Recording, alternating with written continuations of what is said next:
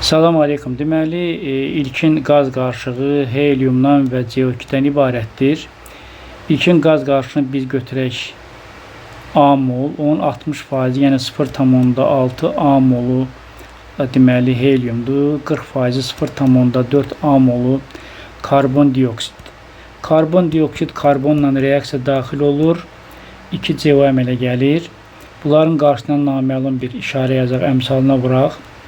Deməli, CO2 əvvəl 0,4 A idi, reaksiya zamanı N sərf olunur. Eyni zamanda bu helium reaksiyada iştirak eləmədiyinə görə istifadə olunmamış şəkildə son qarışığın tərkibinə gəlir, daxil olur və reaksiya zamanı karbon monooksid alınır. Deməli, 2N. Yəni, son qarışıq bu 3 qazdan ibarətdir və bunlar ümumən nə qədər eləyir? 0,4 A ilə 0,6 A eləyəcək. Deməli, A mənfi N ilə 2N eləyəcək müsbət N. Son qaz qarışını A plus N moldur və burada CO2 0,4 A minus N'dir və burada bu 25%. Bunu mən yazıram 0,25% CO2.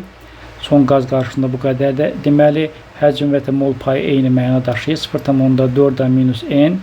Aşağıda A plus N və biz buradan hesablayırıq ki 0,4 A minus N bərabərdir 0,125 A üstə gəl 0,125 N.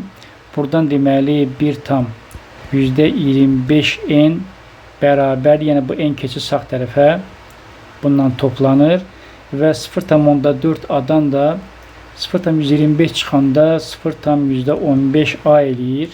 Hər tərəfi 1,25-ə bölürəm. 0,15-i 1,25-ə böləndə N bərabərdir 0,12 A eləyir.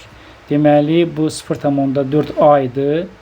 N, yəni 0,12 A sərf olub. 0,12 A da 0,4 A-nın deməli 30%-ni təşkil edəcək.